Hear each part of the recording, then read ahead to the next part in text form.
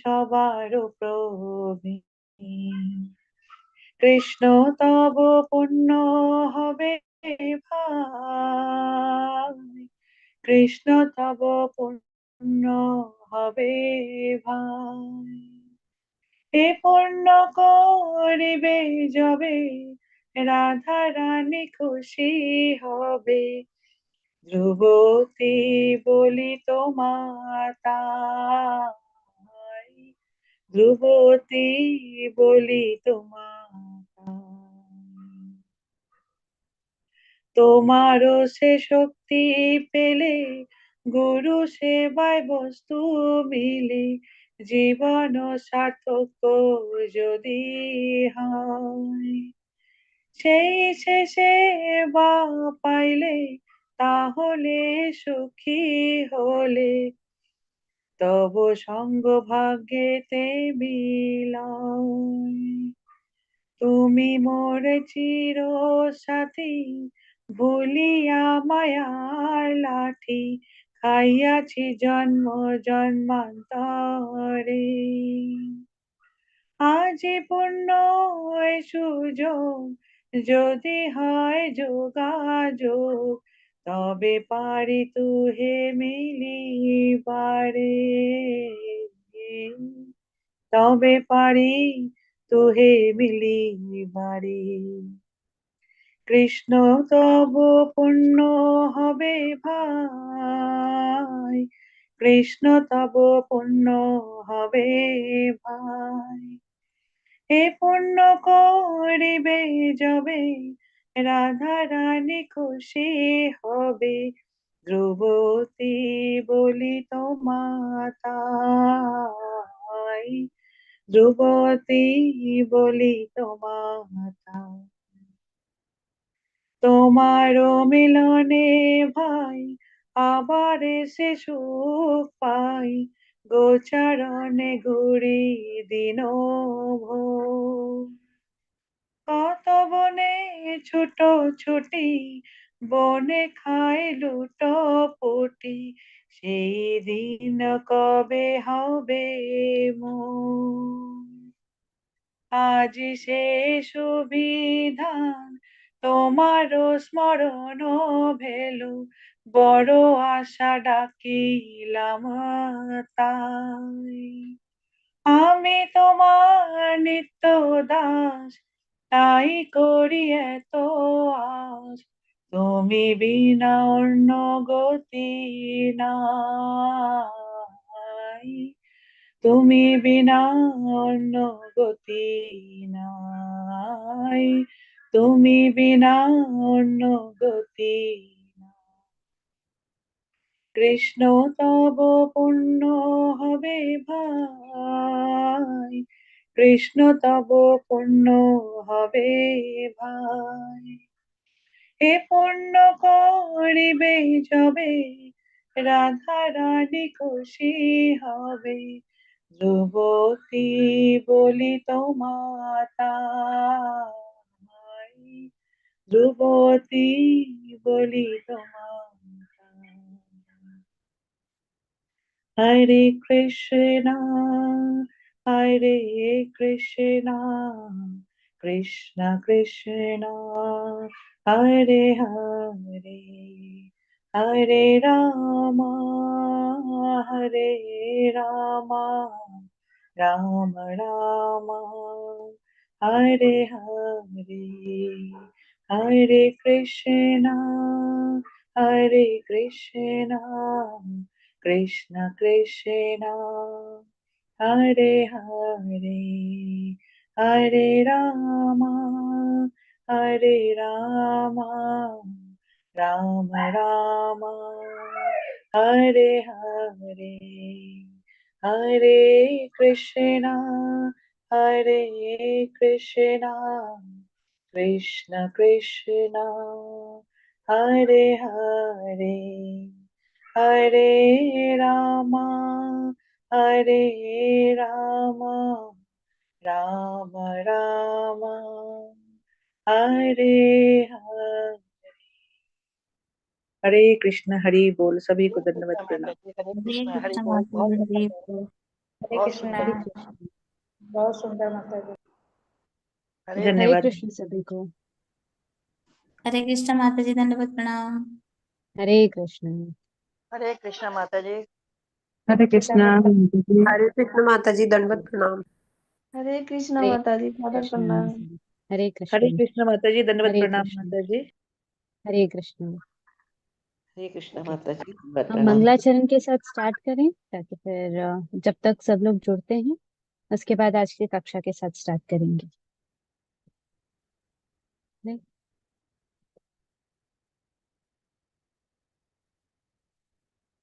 ॐ अज्ञानतिमिरान्धस्य ज्ञानाञ्जनशलाकया चक्षुरुन्मीलितं येन तस्य श्रीगुरवे नमः। श्रीचैतन्यमनोभीष्टं स्थापितं येन भूतले स्वयं रूपः कदा मह्यं ददाति स्वपदान्तिकम्। वन्देऽहं श्रीगुरो श्रीयुतपदकमलं श्रीगुरून् वैष्णवांश्च श्रीरूपं साग्रजातं सहगणरघुनाथान्वितं तं सजीवम् साद्वैतं सावधूतं परिजनसहितं कृष्णचैतन्यदेवं श्रीराधाकृष्णपादान् सहगणललितान् श्रीविशाखान्विताश्च हे कृष्णकरुणा सिन्धो दीनबन्धो जगत्पते गोपेश गोपिकान्तं राधाकान्तं नमोऽस्तु ते। काञ्चन गौराङ्गी राधे वृन्दावनेश्वरी वृषभानुसुते देवी प्रणमामि हरिप्रिये। नमः विष्णुपदाय कृष्णपृष्ठाय भूतले श्रीमते भक्तिवेदान्त स्वामी इति नामिने। नमस्ते सरस्वती देवी गौरवाणी प्रचारिणे शेषाय शून्यवादी पाश्चात्य दिशतारिणे। जय श्री कृष्ण चैतन्य प्रभु नित्यानंद श्री अद्वैत गदाधर श्रीवासादि गौर भक्तवृंद। हरे कृष्ण कृष्ण कृष्ण कृष्ण हरे हरे हरे राम राम राम हरे हरे हरे कृष्ण कृष्ण कृष्ण हरे हरे हरे राम राम राम हरे हरे हरे कृष्ण कृष्ण कृष्ण हरे हरे हरे राम राम राम हरे हरे हरे कृष्ण कृष्ण कृष्ण हरे हरे हरे राम राम राम हरे हरे। हरे कृष्ण सभी को। हरे कृष्ण माता जी। हरे हरे कृष्ण। कृष्ण माता जी। हरे कृष्ण माता जी, दंडवत प्रणाम। हरे कृष्ण। हरे कृष्ण माता जी, दंडवत प्रणाम। हरे कृष्ण।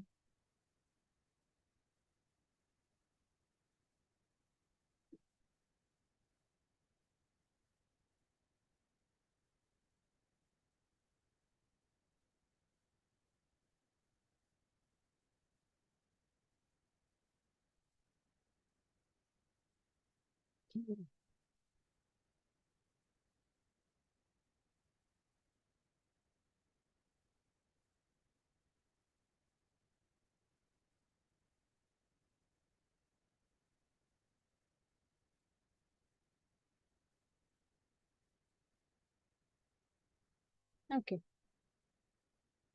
तो हम आज की कक्षा के साथ आगे बढ़ते हैं। मेरी आवाज क्लियर आ रही है ना? जी माता जी। पूरा क्लियर है।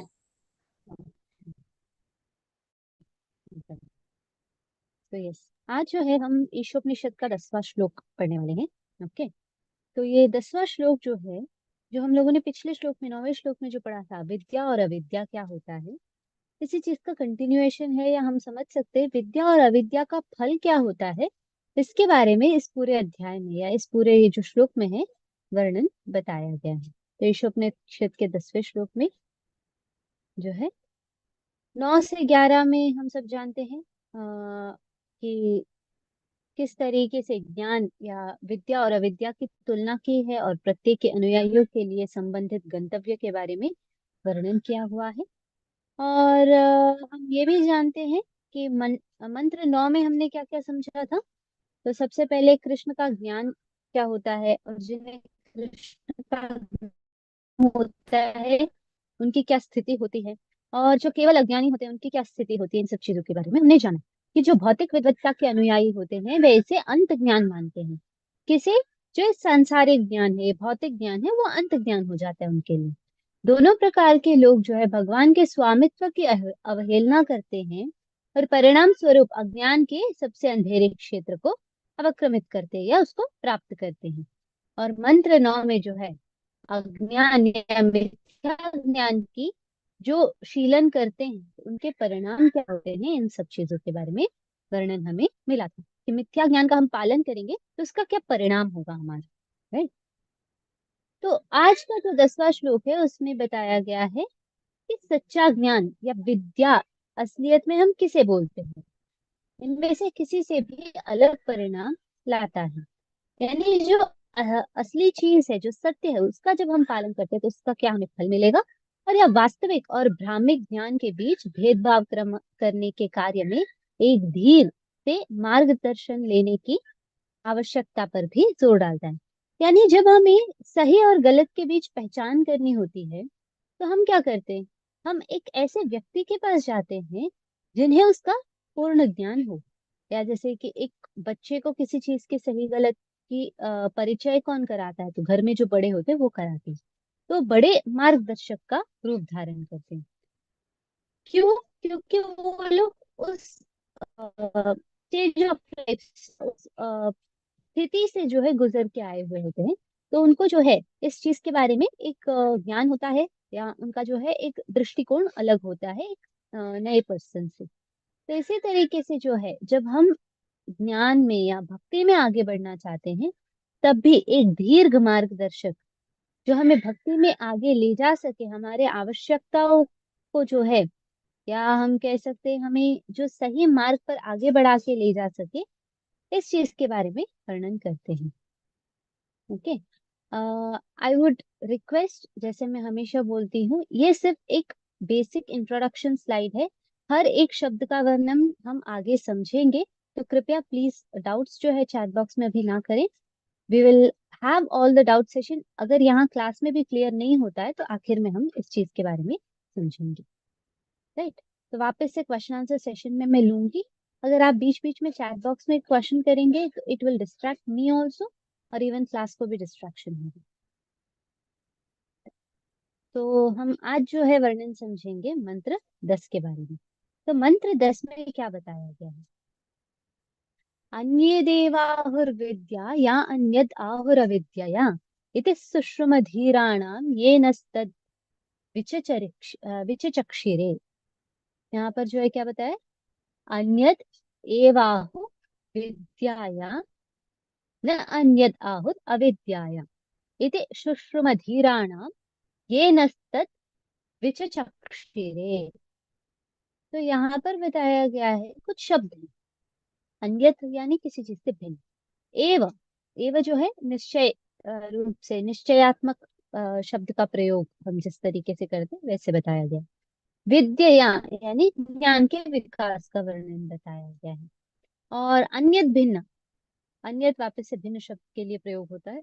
अब अविद्या यानी अज्ञान किस तरीके से विकसित होता है, इन सब चीजों के बारे में हम समझेंगे। सुश्रुमा, सुश्रुमा का अर्थ होता है कि मैंने सुना है, यानी यहाँ पर हम समझ सकते हैं कि किस तरीके से गुरु शिष्य परंपरा का वर्णन एक शब्द में किया गया है। सुनना या श्रवण करना किसी ज्ञान के बारे में वो गुरु शिष्य परंपरा द्वारा ही संभव होता है। जब हम किसी ज्ञान के बारे में बताते हैं, किसी इंफॉर्मेशन को शेयर करना या किसी नॉलेज को शेयर करना, ये दो अलग चीजें हो जाती हैं। Information pen drive to pen drive भी शेयर हो सकता है, but knowledge is only shared from a teacher to a student, right. दो वो टीचर स्टूडेंट के बीच का रिलेशनशिप माँ बाप का भी हो सकता है, माँ बाप बच्चों के बीच का भी होता है, बड़े भाई बड़े बहन, छोटे भाई छोटे बहन, ये सारे एक जो है स्पेसिफिकली जस्ट अ रिलेशन है। बट एनी नॉलेज या किसी भी प्रकार का जो ज्ञान है वो गुरु शिष्य द्वारा ही संभव होता है। जब तक हम किसी व्यक्ति को गुरु नहीं मानेंगे, उनसे ज्ञान ग्रहण नहीं करेंगे, ये कभी सत्य नहीं हो सकता है। जैसे एक जब बच्चा जो है कृष्ण भावनामृत पालन करने वाले एक परिवार में जन्म लेता है, तो इसके पहले जो गुरु होते हैं वो उसके माँ बाप ही होते हैं, जो उन्हें ये सिखाते हैं कि किस तरीके से कृष्ण भावनामृत में भक्ति की जाती है।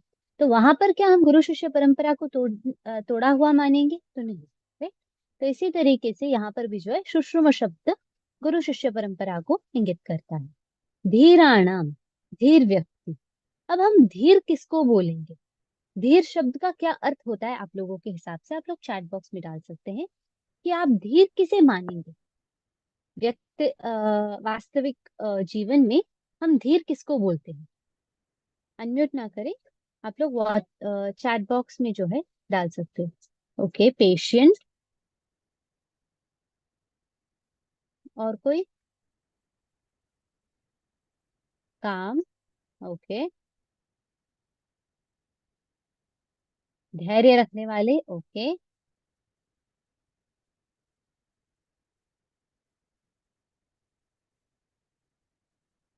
गंभीर।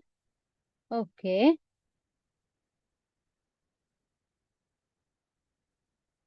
सहनशील। ओके। शांत। ओके।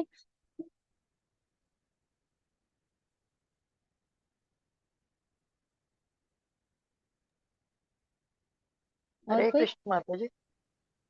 जी। स्थिर स्थिर बुद्धि वाले। स्थिर बुद्धि वाले। Okay. Able to wait calmly. Okay. और कोई रेफरेंसेस? गंभीर। ओके।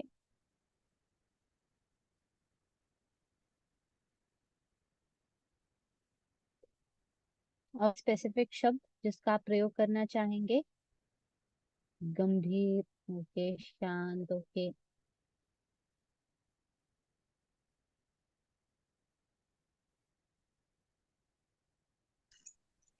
हरे कृष्णा माता जी। प्रज्ञ। ओके। ओके जी, सत्येंद्र प्रभु जी। जो भौतिक वस्तुओं से विचलित ना हो। ओके। अविचलित, स्थिर व्यक्ति। ओके। स्थित प्रज्ञ का अर्थ बता सकते हैं श्रीदेवी माता जी आप? जी मैया, स्थित प्रज्ञ का अर्थ ये है मैया, हरे कृष्णा। कोशिश करती जी। हूँ कि जो लोग कभी विचलित नहीं होते, जो स्थिर रहते हैं, चाहे दुख हो या सुख हो, वो हमेशा कृष्ण में अपना सब कुछ सरेंडर कर लेते हैं, तो वो स्थिर रहते हैं। वो विचलित नहीं होते, कोई भी सिचुएशन हो, मतलब कुछ भी हो, गुस्सा हो, मतलब उनके ऊपर कुछ भी आए, वो हमेशा स्थिर रहते हैं। शायद यही है, इतना मैंने समझा है तो। ओके। ओके जी। ओके, अब ये धीर शब्द को हम थोड़ा सा एनालाइज करते हैं। अगर हमें इस धीर शब्द के लिए इस संसार में से किसी चीज का उदाहरण देना हो तो हम किसका देंगे? व्यक्ति के बारे में नहीं बोल रही हूँ। अगर हम किसी चीज का उदाहरण देना चाहते, किसी व्यक्ति का नहीं मैं यहाँ उदाहरण मांग रही हूँ, हम किससे इसे जो है कंपेयर करते हैं? धीर किसको बोलते हैं? या वृक्ष के धैर्य के साथ, लिए मिसाल किसको दी जाती है? वृक्ष जी। वृक्ष के साथ, वृक्ष वृक्ष के साथ, पेड़ पेड़ के साथ। ओके। ओके, वृक्ष। और कोई? माता जी, पहाड़ भी धीर धीर है, गंभीर है। ओके। हरे कृष्ण और माता जी, कोई? पहाड़ और वृक्ष। ओके। समुद्र, घास। ओके। नदी मैया, नदी। नदी, ओके। और कोई?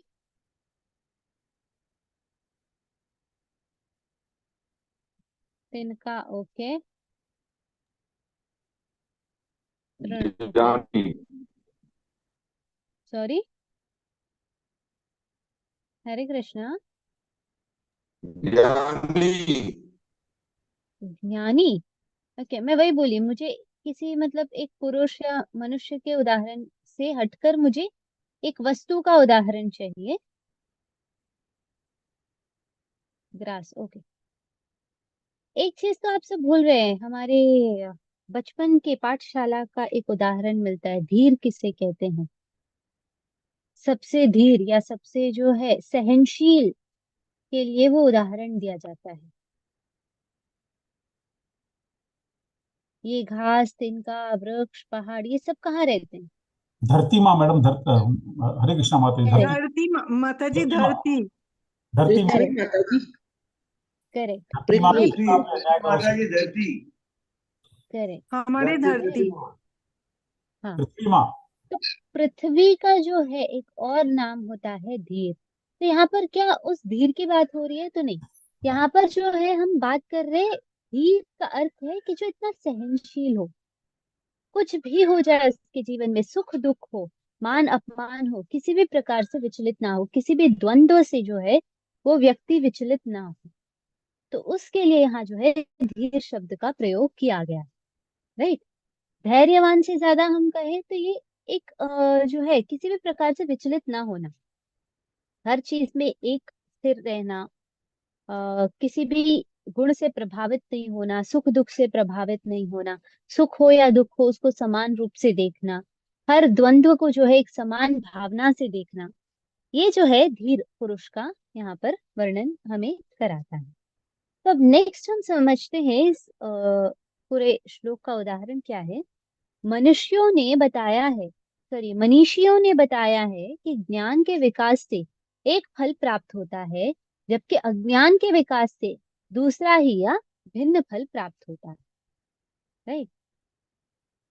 अब हमारे लाइफ में हम क्या करते हैं उसके हिसाब से हमें जो है उसका फल प्राप्त होता है।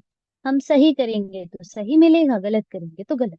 हम भक्ति करेंगे तो आगे बढ़ेंगे, नहीं करेंगे तो रुक जाएंगे, इसी जन्म मृत्यु के चक्र में फंसे रहेंगे। तो अब हमारे जो कर्म है वही हमारे आगे के जीवन को तय करते हैं। तो उसी तरीके से हम जिस ज्ञान को प्राप्त करते हैं या जिस विद्या को प्राप्त करेंगे उनके भी फल अलग होंगे। हम सही ज्ञान को प्राप्त करें तो उसका फल अलग होगा, मिथ्या ज्ञान को प्राप्त करेंगे उसका ही अलग फल होगा, वही अज्ञान में स्थित रह जाएंगे तो उसका ही अलग फल प्राप्त होगा। तो ये सारे फल किस तरीके से अलग अलग हैं ये इस श्लोक में बताया गया है। तो इसकी व्याख्या में जो है प्रभुपाद जी आगे एक ये श्लोक बताया गया है भगवत गीता में से, भगवत गीता के 13वें अध्याय के 8 से लेके 12वां श्लोक के, राइट। तो ये श्लोक जब हम समझते हैं तो ये जो अभी दिया गया है श्लोक इस ईशोपनिषद में, इसको और ज्यादा बेहतर तरीके से हम समझ सकेंगे। या मे भी हम कह सकते हैं भगवत गीता के इस पूरे श्लोक का जो है एक छोटा सा सार जो है ये एक श्लोक है। अमानित्वम मदभ्यत्वम अहिंसा क्षान्तिरार्जवम आचार्योपासनम शौचम स्थैर्यम आत्मविनिग्रहः इंद्रियार्थेषु वैराग्यम मनहंकार एव च जन्म मृत्यु जरा व्याधि दुख दोषानुदर्शनम् असक्तिर अनभिष्वंग पुत्रदारगृहादिषु नित्यं नित्यं च समचित्तत्वम् इष्टानिष्टोपपत्तिषु मयि चान्यन्ययोगेन भक्तिरव्यभिचारिणि विविक्तदेशसेवित्वम् अरतिर्जनसंसदि अध्यात्मज्ञाननित्यत्वं तत्त्वज्ञानार्थदर्शनम् एतत् ज्ञानम् इति प्रोक्तम् अज्ञानम् यदथोन्यथा। तो ये जो पूरा श्लोक है ये सिर्फ और सिर्फ ज्ञान की परिभाषा देता है, अज्ञान की देता ही नहीं है। लास्ट में ये बताया गया अज्ञान क्या है तो इसके अलावा बाकी सब अज्ञान है। ये क्लियर कट रेफरेंस है भगवत गीता में से जहां पर बताया गया है कि ज्ञान क्या है और इसके अलावा जो भी है इस संसार में सब अज्ञान है। क्या बताया गया है? अमानित्वम, अदभित्वम, अहिंसा, शांति, आर्जवम, आचार्योपासनम, आचार्यों का उपासन, शौच, स्थैर्य, आत्मविनिग्रह, इंद्रियार्थेषु वैराग्यम, अनहंकार, जन्म मृत्यु जरा व्याधि दुख दोषानुदर्शन। अब कोई बता सकता है? चैट बॉक्स में आप लोग मैसेज कर सकते हैं। जन्म मृत्यु जरा व्याधि, इन चारों को जब मिलाते हैं तो इसके लिए एक शब्द बताया जाता है, इन्हें कुछ कहा जाता है साथ में। ये क्या है? That we are living like animals, Mataji. Correct. But I'll say there is a compiled word for these four together. It's known as something. हम लोग ये भगवत गीता व्याधियां, में पढ़ते हैं। जीवन की व्याधियां। नहीं, नॉट व्याधि, माया टू एन एक्सटेंट, करेक्ट। यहाँ पर आधा शब्द तो ऑलरेडी श्लोक में है, जन्म मृत्यु जरा व्याधि दुख दोषानुदर्शनम। तो दुख है, इसे क्या कहते हैं? कौन सा दुख कहते हैं? दुखालय। नहीं, इसे जो है आध्यात्म दुख कहते हैं। ये जो चार है इसे आध्यात्म दुख कहते हैं। यानी जब हम संसार में आते हैं तो ये चतुर्विध आदि दुख है। भौतिक, आदि भौतिक, हाँ, आदि भौतिक, आदि दैविक और आध्यात्मिक, ये तीन अलग प्रकार से डिविजन्स होते हैं। तो ये जो है, if I am not wrong, ये आध्यात्मिक दुख नहीं, yes probably I am also confused presently. तो ये जो है चतुर्विध दुख है, जो इस संसार में, भौतिक संसार के चतुर्विध दुख जब हम वर्णन समझेंगे तो इट इज जन्म मृत्यु जरा व्याधि। तो ये चारों दुखों का अनुदर्शन करना है, यानी अनदेखा करना, ये यहाँ पर बताया गया। यस करेक्ट, इट इज आदि भौतिक दुख। असक्तिर अनभिष्वंग पुत्र दार गृहादिषु, आसक्ति न रखना, इस आसक्ति ही, अनभिष्वंग यानी किसी भी प्रकार का बंधन न रखना।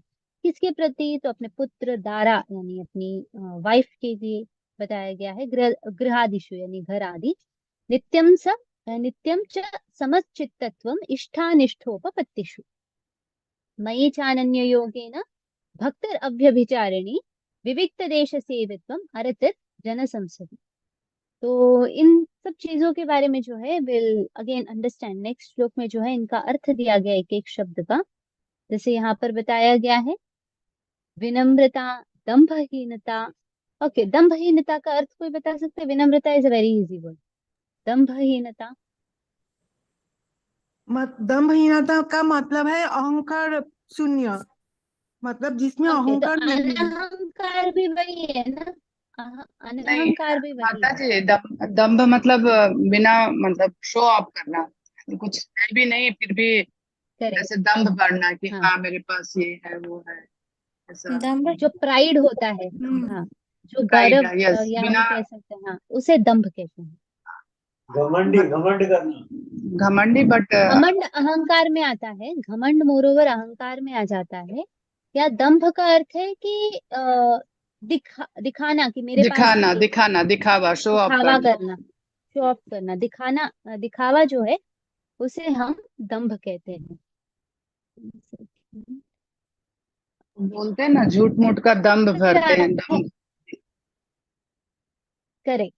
फिर नेक्स्ट आता है अहिंसा, सहिष्णुता, सरलता, प्रामाणिक गुरु के पास जाना, पवित्रता, स्थिरता। स्थिरता जो है मानसिक स्थिरता के बारे में यहाँ वर्णन है, या आत्म संयमी रहना।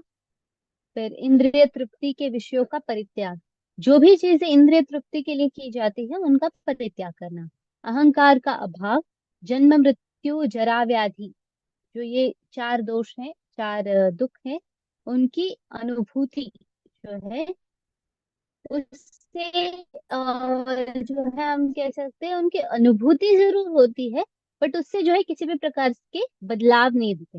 वैराग्य, संतान, स्त्री, घर तथा अन्य वस्तुओं की ममता से मुक्ति, अच्छी तथा बुरी घटनाओं से प्रति समभाव, मेरे प्रति निरंतर अनन्य भक्ति यानी कृष्ण के प्रति निरंतर अनन्य भक्ति, एकांत स्थान में रहने की इच्छा, जन समूह से बिलगाव, आत्म साक्षात्कार की महत्ता को स्वीकारना तथा परम सत्य की दार्शनिक खोज। इन सब को मैं ज्ञान घोषित करता हूँ और इनके अतिरिक्त जो भी है वह सब अज्ञान है। ओके, तो भगवान ने ये बोला कि यहाँ पर ये तो बहुत क्लियर है, पर यहाँ मुझे एक क्वेश्चन आता है। एकांत स्थान में रहने की इच्छा और जन समूह से विलगाव, अगर हम ये कहे तो जब हम भक्तों की संगति में रहते हैं, क्या वो भी गलत है? जी नहीं मैया, क्योंकि नहीं जी माता भक्तों जी, की जस्टिफाई संगति कर पड़ती है। क्योंकि हम एकांत स्थान में इसीलिए रहना हरे चाहते हैं कि कृष्णा। भगवान में मन लगा सके। करेक्ट। ओके, तो भक्तों के साथ रहने को हम मतलब किसके अंदर कंसिडर करें? भक्तों के संग जब रहते हैं, भक्त हमेशा भगवान का ही बातें करते हैं, इसलिए वो इम्पोर्टेंट है, भगवान भक्तों के साथ हमेशा जुड़े रहना। ओके, नहीं ये जो पूरे पॉइंट्स है उनमें एक पॉइंट है जहां पर हम भक्तों की संगति को जो है स्वीकार सकते हैं, वो किस पॉइंट के अंदर हम कंसिडर करेंगे? माता जी, मतलब इन सब तत्वों से बाहर निकलने का ये साधन है, मतलब इन करेक्ट। तत्वों के नहीं पास ये सारे जो से है विनम्रता, दंभहीनता, डिजर और ये ज्ञान है। तो इन ज्ञान में ये बताया गया एकांत स्थान में रहने की इच्छा और जन समूह से विलगन।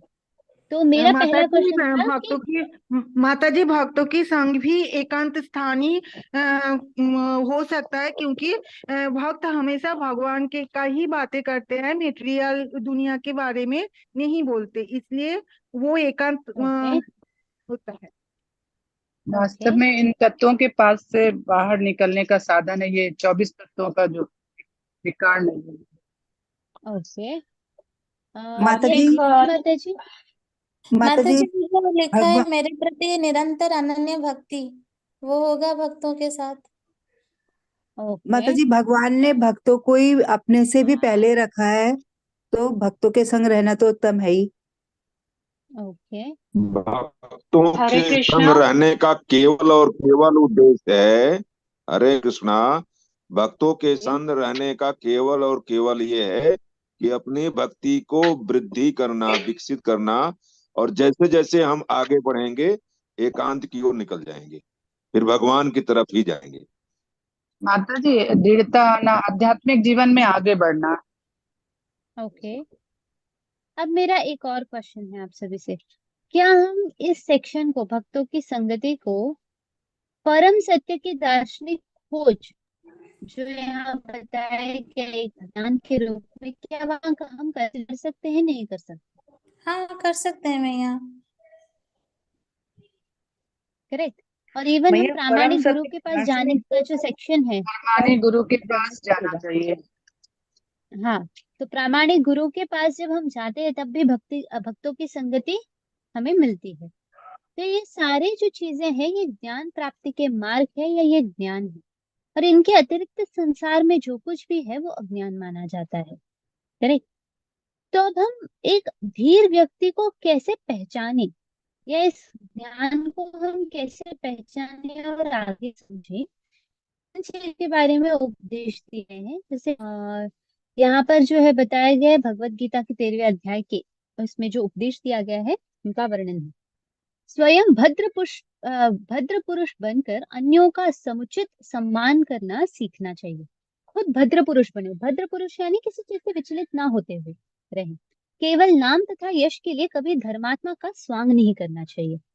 जब हम ये देखते हैं नाम तथा यश के लिए कभी धर्मात्मा का स्वांग, आजकल जो है संसार में जो होता है वो यही होता है, धर्मात्मा का स्वांग रचना। अपने फेम के लिए, अपने नेम और फेम के सेक में लोग जो है अपने आप को संसार में दिखाते कुछ और है, उनकी असलियत कुछ और होती है। अपने शरीर के कार्यों, अपने मन के विचारों या अपने वचनों से कभी दूसरों की परेशानियों का कारण नहीं बनना चाहिए। कायिक रूप से, मानसिक रूप से, वाचिक रूप से, हमारे विचारधारा में भी हमें कभी भी जो है किसी भी व्यक्ति की परेशानी की या दुख का कारण नहीं बनना चाहिए।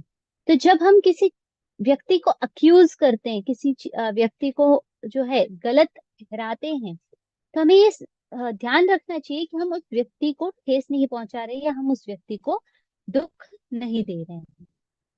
अन्यों के द्वारा उकसाए जाने पर भी धैर्य बनाए रखना सीखना चाहिए। कितना भी उकसाए कोई व्यक्ति, हमारा जो धैर्य है वो हमें बरकरार रखना है। अन्यों के साथ व्यवहार में जो है छल करने से बचना सीखना चाहिए। राइट, एक मिनट।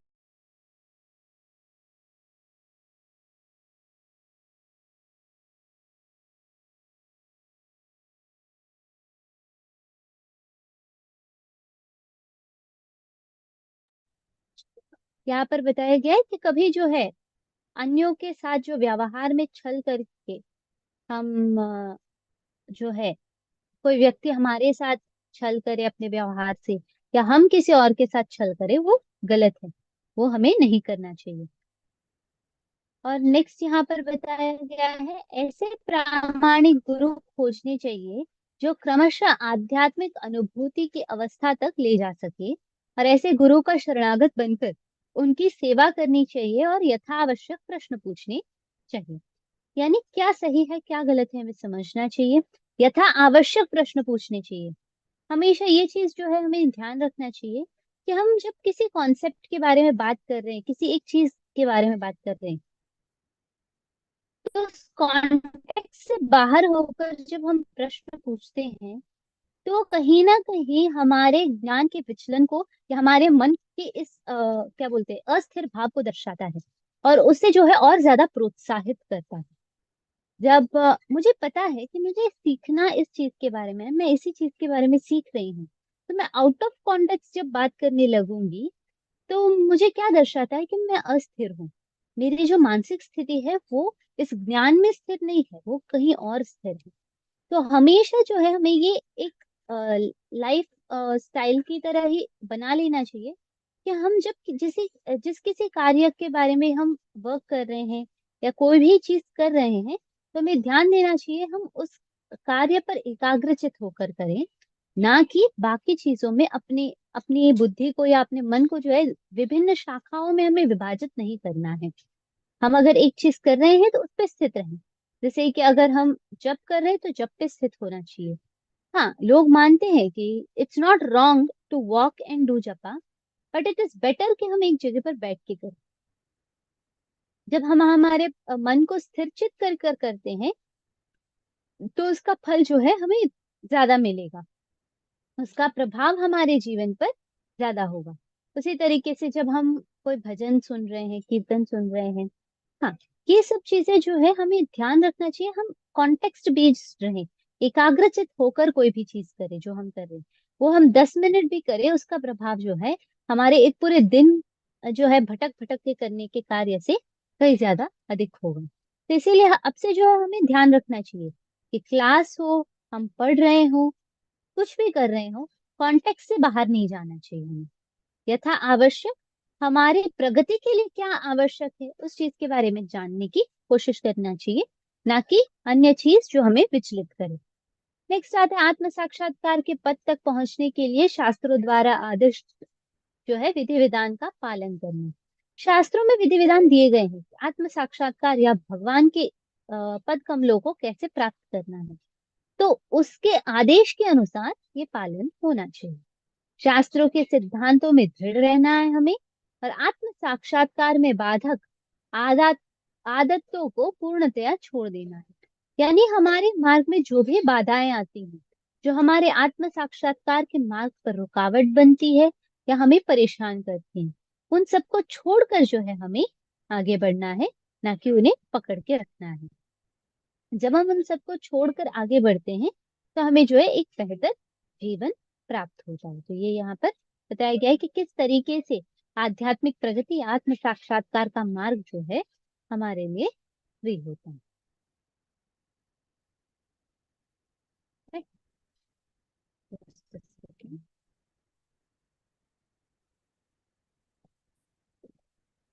यहाँ पर बताया गया है कि शरीर के पालन के लिए आवश्यकता से अधिक ग्रहण नहीं करना चाहिए। हमारे शरीर के पालन के लिए जो आवश्यक है उतना ही ग्रहण करें या उतना ही हमारे शरीर को हम प्रदान करें, बाकी ये नहीं। यानी हमारा शरीर जो है स्वस्थ रहे, तंदुरुस्त रहे, जो हमें हमारे भक्ति में आगे बढ़ने में मदद करे, इतना अगर हम उसकी नीड्स फुलफिल करें तो वो सफिशियंट है। हमारी जिह्वा की रुचि के लिए या हमारे शरीर के कंफर्ट के लिए हमें कुछ भी करने की आवश्यकता नहीं है। न तो स्थूल देह को अपना स्व मानना चाहिए नहीं इस शरीर से संबंधित लोगों को अपना मानना चाहिए। यानी जो अपनेपन का बंधन होता है उससे कैसे मुक्त हो सकते हैं, इसका वर्णन यहाँ दिया गया है। हम जितना जितना अपनापन मानेंगे उतना उतना हमारे शरीर को, या हम कह सकते हैं हमारे आत्मा को, हम इस भौतिक संसार से बांध रहे हैं माया द्वारा। सदैव स्मरण रखना चाहिए कि जब तक भौतिक शरीर है तब तक जन्म, जरा, मृत्यु तथा व्याधि को भोगना पड़ेगा। देह के इन कष्टों से छुटकारा पाने के लिए योजना बनाने से कोई लाभ नहीं है। सर्वोत्तम मार्ग यही है कि उस साधन की खोज की जाए जिससे आध्यात्मिक स्वरूप पुनः प्राप्त हो सके। यानी यहाँ पर क्या बताया गया है कि किस तरीके से एक व्यक्ति को जो है जीवन करना चाहिए। तो वो हमेशा ऐसी स्थिति में रहे जो उसे हेल्प करेगा, जो उसे आगे बढ़ने में मदद करेगा, राइट। तो वो चीज बहुत ज्यादा इम्पोर्टेंट है। ये नहीं कि हम जो है आगे पीछे हर चीज को जो है क्या बोलते हैं, एक सही मार्ग से ज्यादा विचलित होकर अपने शरीर को शरीर के कुछ कष्टों को दूर करने के लिए किसी और जगह पर जाके हम बंध जाएं, ये हमारा स्वभाव नहीं होना चाहिए। ये यहाँ पर बताया गया है, राइट।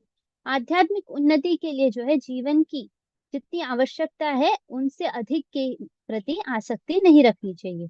यहाँ पर क्लियर कट मेंशन है कि हमें जो करना है उतना ही हमें करना है।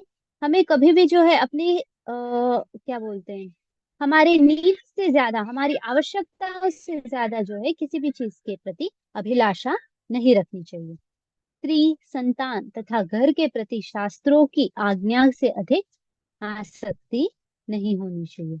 यानी शास्त्रों में कहा गया है कि इन सब चीजों का कारण क्या है, हमारे जीवन में एक परिवार का महत्व क्या है या उसका कारण क्या है, उससे अधिक आसक्ति रखना किसी भी चीज के प्रति जो है वो सही नहीं है। फिर यहाँ बताते हैं, मन द्वारा उत्पन्न इष्ट व अनिष्ट की भावनाओं से सुखी या दुखी नहीं होना चाहिए। भगवान श्री कृष्ण का अनन्य भक्त बनना चाहिए तथा पूर्ण मनोयोग से उनकी सेवा करनी चाहिए। यानी हमेशा जो है अनन्य भक्ति में स्थित रहें भगवान के, और पूर्ण मन से भगवान की सेवा में लगे रहें, इतना ही आवश्यक होता है।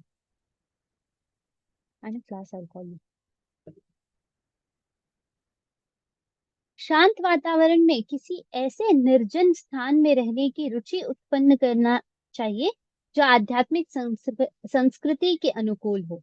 जहां अभक्तों का प्राधान्य हो उन स्थानों से बचना चाहिए।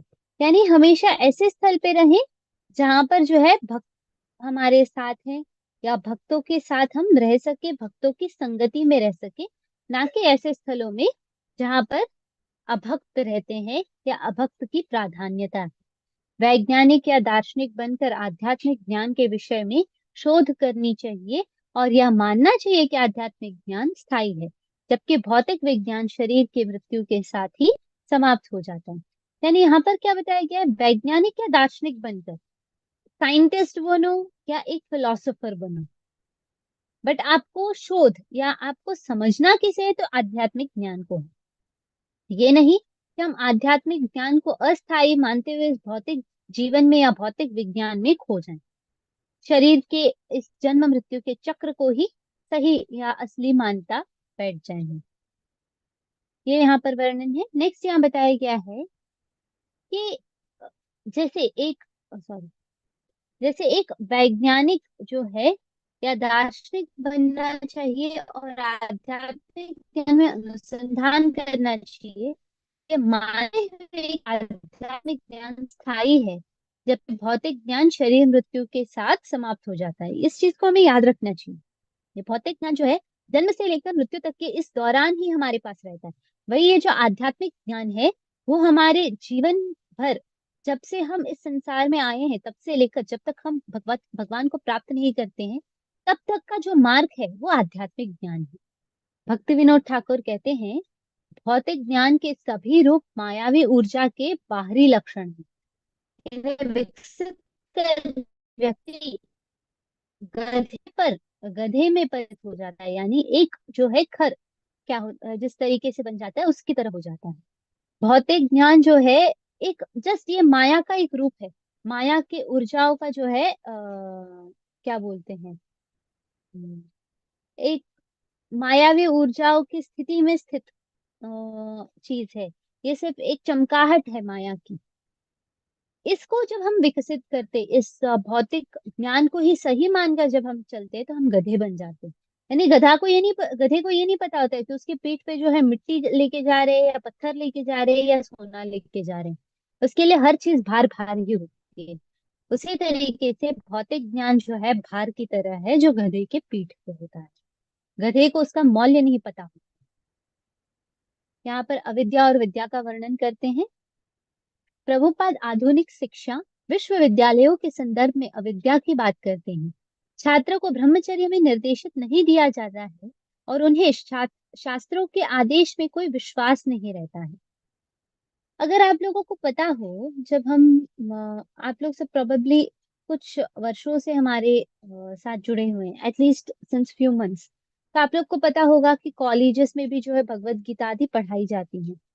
जब ये सब पढ़ाई जाती हैं, लॉल होता है, तो वहां पर स्थिति क्या होती है आप सब जानते हैं कि वहां पर जो है स्पिरिचुअलिटी को क्वेश्चन किया जाता है। जो स्टूडेंट्स होते हैं वो स्पिरिचुअलिटी को या हमारे शास्त्रों को जो है क्वेश्चन करते हैं, क्या ये सही है, क्या ये रियली संभव है।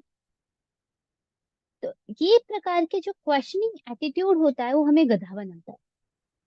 हम धीर चित्त नहीं होते हैं, हम धीर पुरुष में नहीं गिने जाएंगे। छात्रों को ब्रह्मचर्य का वर्णन नहीं समझाया जाता है। ये ब्रह्मचर्य शब्द का अर्थ क्या है? चर्य का अर्थ है कि एक लाइफस्टाइल। ब्रह्मचर्य सिर्फ और सिर्फ एक सेलिबसी का जो नाम दिया जाता है, मैं कहूंगी कि वो बहुत बड़ा एक जो है गलत शब्द है प्रयोग। सेलिबसी से ज्यादा कुछ है। इट्स नॉट जस्ट कि हम जो है एक काम रूपी जो हमारे जीवन में संतान उत्पत्ति के लिए जो नीड है, उससे बढ़कर ब्रह्मचर्य में बहुत सारी चीजें होती हैं। ब्रह्मचर्य में एक व्यक्ति के इंद्रियों की निग्रहता, नियंत्रता, मन को किस तरीके से स्थिरचित रख सकते हैं और उसके जो है उसकी कितने स्थिर होकर होते हैं, ये सारी चीजें कंसिडर होती हैं। आजकल स्टूडेंट्स को ब्रह्मचर्य के बारे में असली ज्ञान क्या, ब्रह्मचर्य शब्द का अर्थ भी नहीं सिखाया जाता है। वो लोग ऐसी स्थिति में हो जाते हैं, ना वो शास्त्रों के आदेशों को समझ सकते हैं, ना उन पे विश्वास करते हैं। उल्टा वो लोग उन्हें जो है क्वेश्चन करते हैं या उस पे जो है अपनी अज्ञानता कह सकते हैं, या हम कह सकते हैं कि किस तरीके से वो लोग उसे सच मान ही नहीं पाते हैं। वो उसे झूठ मानकर उस अज्ञान वश मिथ्या ज्ञान में स्थित रह जाते हैं। धार्मिक सिद्धांतों को केवल नाम और प्रसिद्धि के लिए पढ़ाया जाता है, न कि व्यावहारिक कार्यवाही के लिए। स्कूल्स में कहा जाता है, मैं हम भगवत गीता पढ़ाते हैं, श्रीमद् भागवत पढ़ाते हैं, बच्चों को ये रामायण पढ़ाते हैं लोग। ये रामायण, भगवत गीता, श्रीमद् भागवत, कोई भी जो पुस्तक है, ये स्कूल्स में या पाठशालाओं में जो है सिर्फ और सिर्फ एक प्रसिद्धि या नाम प्राप्त करने का एक मोहरा हो गया है, ना कि वास्तविक व्यवहार कैसे किया जाता है ये एक व्यवहारिक ज्ञान है, ये कोई बताता ही नहीं है। आजकल कितने बच्चों को पता है कि भगवत गीता में जो ज्ञान दिया गया है उससे एक भी ज्ञान क्या वो अपना पाते हैं? तो नहीं। भगवत गीता को एक व्यावहारिक ज्ञान से उठाकर एक शास्त्रिक ज्ञान बना दिया है, सिर्फ और सिर्फ पुस्तकों में एक धार्मिक सिद्धांत बना के रख दिया है। उन्नति से आधुनिक मनुष्य केवल गधे में प्रवर्तित होता है, राइट। इस प्रकार के ज्ञान की उन्नति से विद्या की शिक्षा एक बुद्धिमान शांत व्यक्ति यानी धीर से प्राप्त की जानी चाहिए। एक गुरु ऐसा व्यक्ति होता है जो स्थिर चित हो और धीर हो, जो पूरी तरह से आध्यात्मिक रूप से महसूस किया जाता है, जो अज्ञानता, भौतिक भ्रम से विचलित नहीं होता है।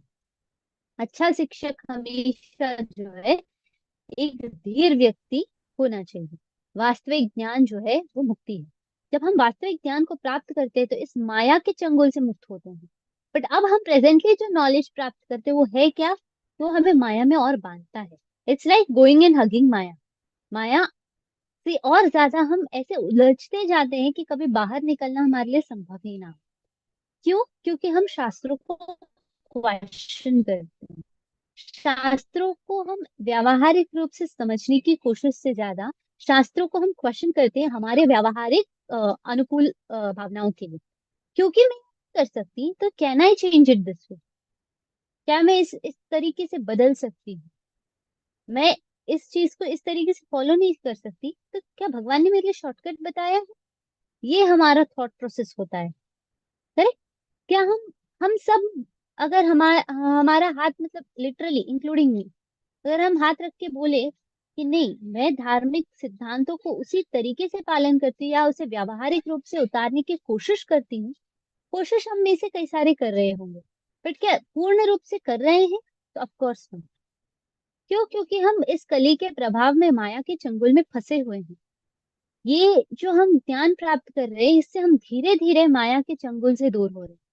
हम माया के चंगुल से अब तक दूर नहीं है। तो अब ये माया आवश्यक क्यों है? तो आप सभी को पता होना चाहिए कि माया देवी इसलिए आवश्यक है कि हम सही है या गलत है इस भक्ति के या आध्यात्मिक मार्ग में प्रगति करने के लिए उसकी परीक्षा कौन लेता है? तो माया होती है।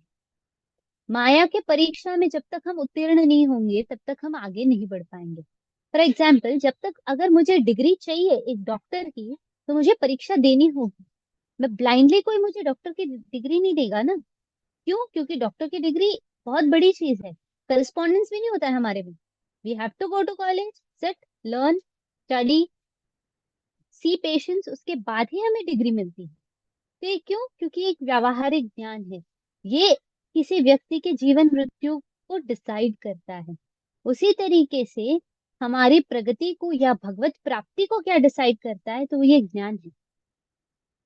ये व्यावहारिक होना चाहिए, तब जाके तो वो माया देवी हमें बोलेगी कि जाइए आगे, दरवाजा खोलेगी हमारे लिए। क्यों? क्योंकि ये बहुत बड़ी बात है, भगवत प्राप्ति है।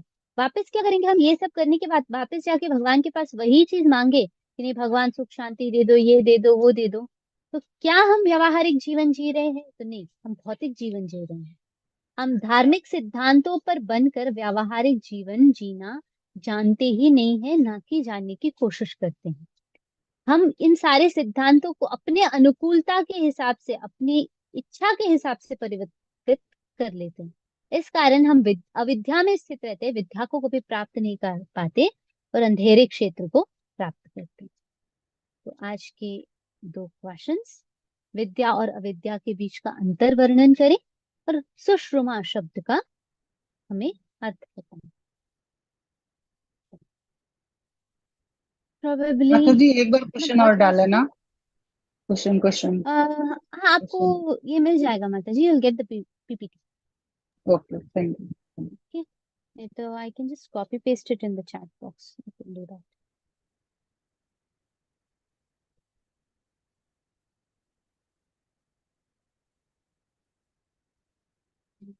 Okay, I think there are few people. कितने लोग हैं? 40 members हैं. I just want to do a small poll. पोल जो है क्लास से रिलेटेड है कि यहाँ पर जो है वांटेड टू नो कि आप लोगों में से कितने लोगों ने मेरे साथ जो है कितने बुक्स कंप्लीट किए हैं। I think you can see a question on your screens. क्या आपका मेरा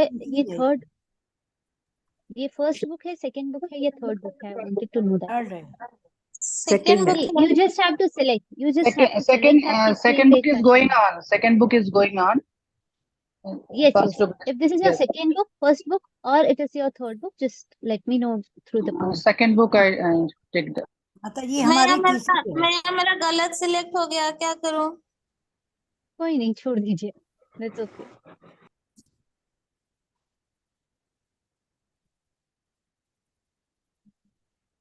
सेकंड बुक है कई सारे लोगों का। फर्स्ट माता जी पोल कहाँ पे डाला आपने? ऑन स्क्रीन आपको मिल रहा होगा माता जी, और नहीं तो आपके स्क्रीन में लेफ्ट राइट कॉर्नर में देखिए पोल ऑप्शन दिख रहा होगा। It should be visible to everyone by now. माता जी मेरा तो तीसरा है, क्योंकि भक्ति रसामृत सिंधु और उपदेशामृत हाँ सभी हो गए हैं। बस वही सिलेक्ट करना है आपको। तो यस में सेलेक्ट किए हैं माता जी। हाँ करेक्ट।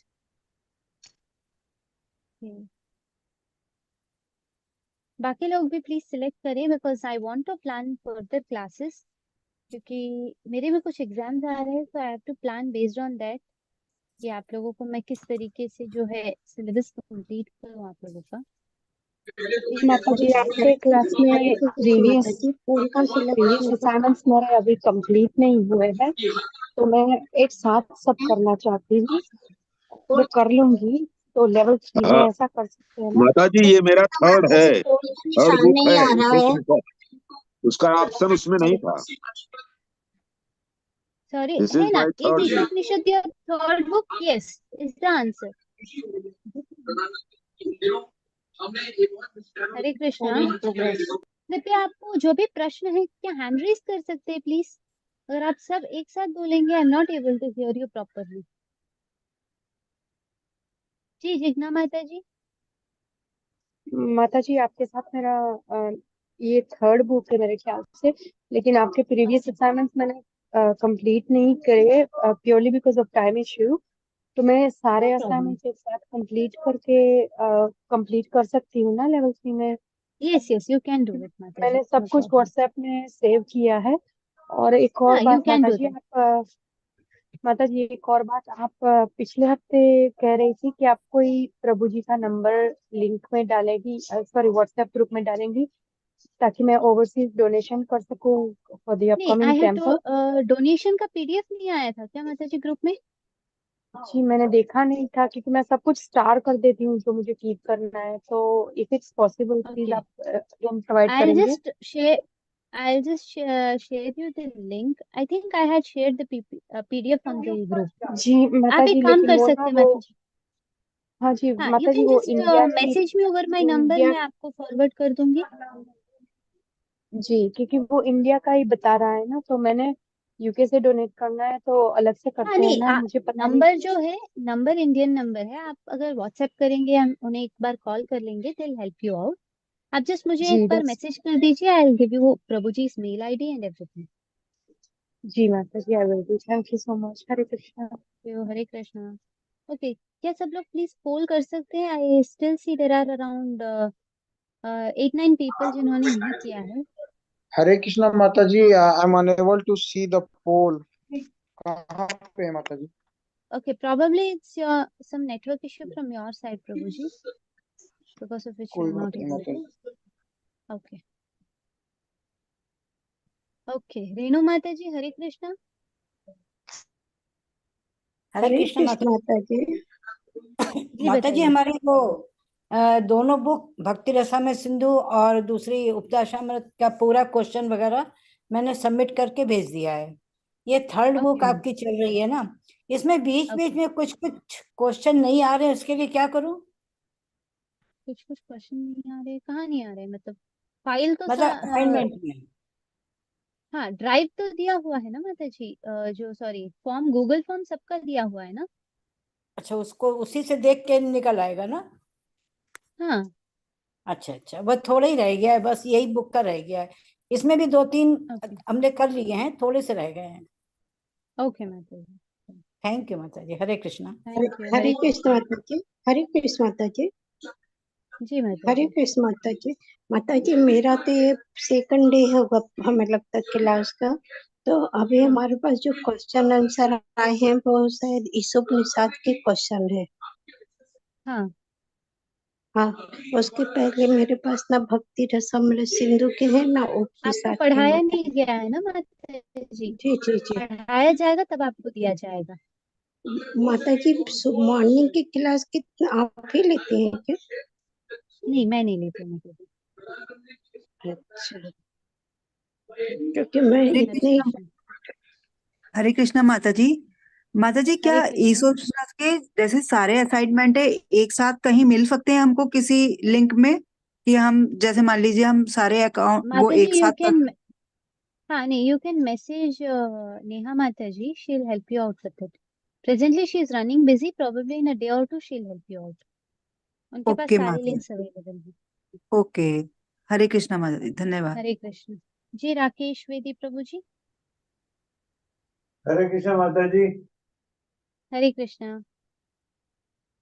माता जी में प्रश्न समझ में नहीं आया, किस लिए प्रश्न किया गया है? क्योंकि हमने तो पहली बार लेवल 3 ज्वाइन करा और उसकी पहली बुक ईशो उपनिषद ही है, तो हाँ बाकी नहीं, जो आई देर टेल यू में प्रभु बता जी, रहे क्या हो सिर्फ रहा है ये समझ में नहीं आ रहा मैं।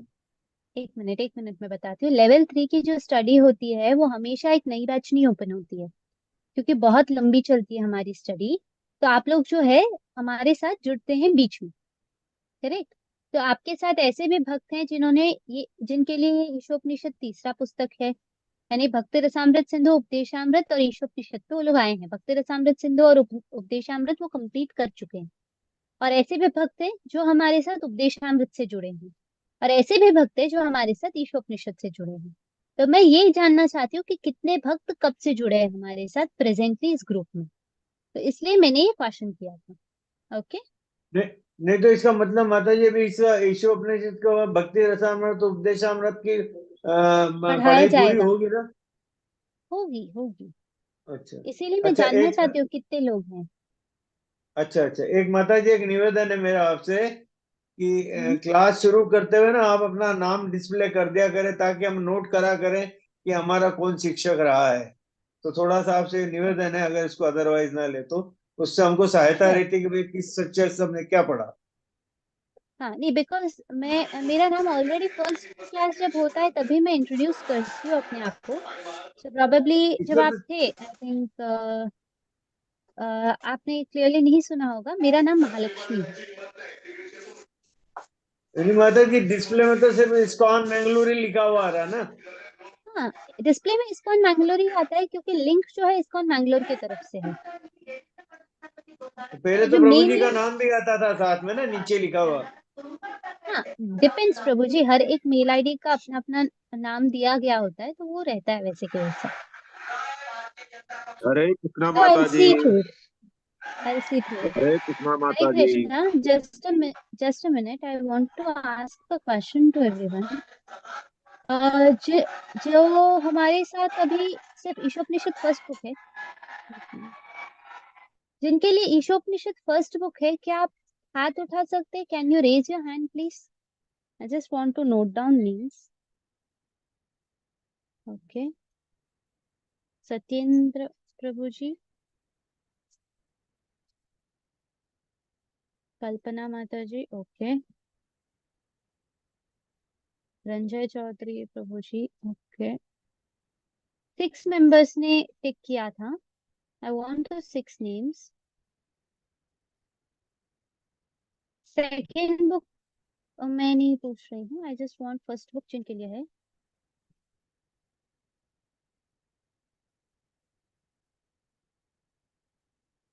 Okay, only 3 are there, I think बाकी लोग निकल गए हैं। ओके, राइट, ठीक है। I think I get the details from some other way. Okay जी, आप लोग हैंड्स डाउन कर सकते हैं। कोई मुझे प्रश्न पूछ रहे थे, क्या आप हैंड रेस कर सकते हैं? कौन प्रश्न पूछ रहे थे?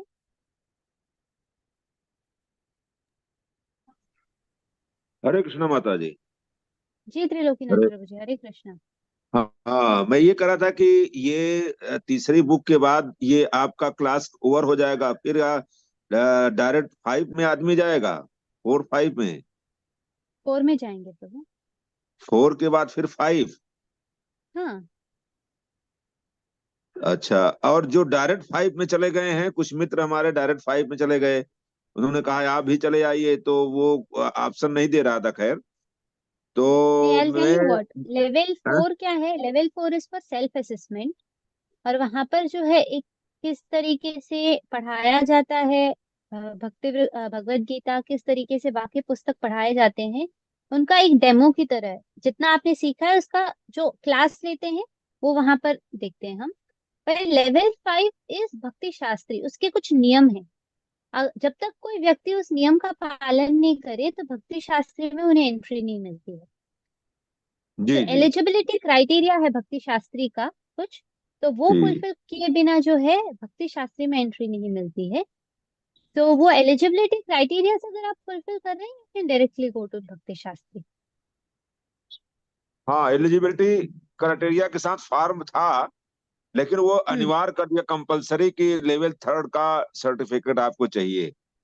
तो लेकिन वो था नहीं, जिसलिए वो हमारा नहीं आगे बढ़ा। कोई बात नहीं है, लेवल अच्छा लग 3 रहा है। कंपलसरी है, till level 3 it is compulsory. उसके बाद level level 3 4 is compulsory, optional. Level 4 is optional. आप डायरेक्ट लेवल 5 जा सकते हैं, या लेवल 4 बट ये जैसे नियामक कुछ लोगों को नियामक को समय पूरा चाहिए। करना पड़ेगा। हाँ, इस लेवल 3 इज लेवल 5 के कंपलसरी। लिए, लेवल हाँ 5 के लिए नियामक पूरा करना पड़ेगा ना, ऑफ कोर्स। पूरा पूरा करना ठीक है, पड़ेगा। Thank you. हरे कृष्ण माता। हरे कृष्ण। ओके, और कोई नहीं भक्तों का कोई प्रश्न हो तो आप पूछ सकते हैं।